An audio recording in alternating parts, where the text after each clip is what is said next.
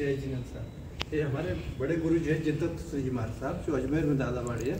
तो भक्तों ने इनको पूछा, महाराज साहब आपके पट पे कौन आएगा आपके बाद में? तो इन्होंने जवाब दिया कि वो अभी जन्म नहीं लिया है।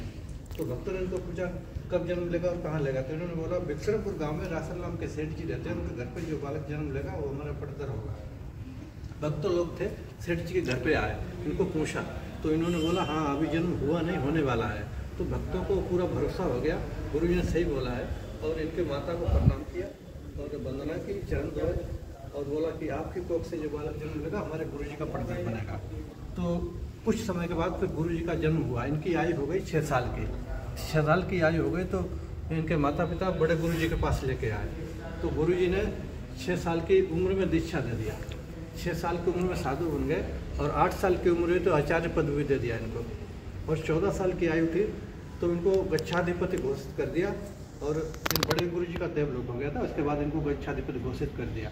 तो एक बार ये रास्ते से जा रहे तो पूरा संघ इनके साथ में था।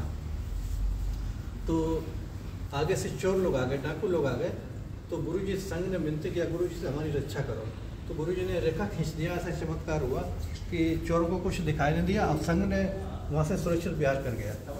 और बिहार करते करते दिल्ली बॉर्डर पे आ गए थे। तो दिल्ली बॉर्डर पे इनके गुरु जी ने जिस समय दीक्षा दिया था उस समय मना कर दिया, दिल्ली में मत प्रवेश करना। उनको मालूम था अगर दिल्ली जाओगे तो तुम्हारा काल धर्म में ही हो जाएगा। तो दिल्ली बॉर्डर पे थे। तो दिल्ली में उस समय राजा हुआ करता था मदन पाल। तो दिल्ली से बहुत सारे लोग जाने लगे इनके दर्शनों के लिए। तो राजा ने पूछा हमारे नगर से सब सारे लोग कहाँ जा रहे हैं? तो मालूम हुआ कि इनके गुरु जी आए, बड़े चमत्कारी हैं, उनके दर्शनों के लिए जा रहे हैं।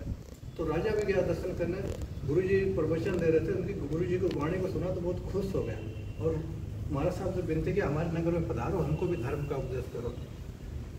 तो महाराज साहब कुछ का बोले नहीं, चुप रहे, क्योंकि उनको गुरु जी ने मना किया था दिल्ली में मत प्रवेश करना। फिर सोच समझ के गुरु जी ने निर्णय ले लिया, चलो धर्म के कार्य से राजा विनती कर रहे हैं, चलो चलते हैं दिल्ली में। तो दिल्ली में आ गए और वहीं चौमासा करते वर्षा का 4 महीने का।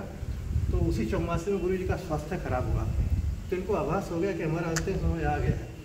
तो इन्होंने सब संघ को बुलाया और बोला कि देखो हमारे मस्तक में मणि है, तो उस मणि को जो हमारा आगे संस्कार करेंगे तो मणि को दूध पात्र में ले लेना। और दूसरी बात कि हमारी डोली उठाएंगे डेड बॉडी तो उसको बीच में नहीं रखना, सीधा ले जाकर उसी जगह पे रखना जिस जगह पे अग्नि संस्कार करना है। तो ये सब संघ को बता दिया। और भादों की 14 अमावस्या के दिन पहले 14 को गुरु जी का देवलोक हो गया। इस बात को एक फकीर भी सुन रहा था, गुरु जी ने बोला था जो फकीर भी सुन रहा था। और भादों की 14 को देवलोक होने के बाद इनकी गुरु जी की डेड बॉडी लेके जाने लगे भक्त लोग अग्नि संस्कार करने के लिए। तो ये भूल गए और भूल से माणक चौक हुआ करता था यहाँ पे, तो माणक चौक पे रख दिए। चौराहा होता था, उसका नाम था माणक चौक। तो चौक पे रख दिए। फिर दोबारा से उठाने की कोशिश किया तो उठी नहीं, खूब ताकत लगा लिया, नहीं उठी। तो राजा को खबर किया। तो राजा आया, राजा ने अपना हाथी से खिंचवाने की कोशिश किया लेकिन वो यहाँ से हिली नहीं। तो यहीं पे उनका अग्नि संस्कार किया गया। अग्नि संस्कार किया गया तो उनकी आयु 26 साल की थी। और जो मणि का बोला था तो वीर ने ले लिया था, जो वीर सुन रहा था उसने मणि को ले लिया और लेकर चले गए, वो दोबारा से नहीं मिला। और जो इनका यहाँ पे अग्नि संस्कार किया गया तो जलाने के बाद जो रेत थी एक शिला में परिवर्तित हो गई। शिला है रियल में नीचे, उसी शिला पर उनके चरण है। ये इनकी पूरी धन्यवाद।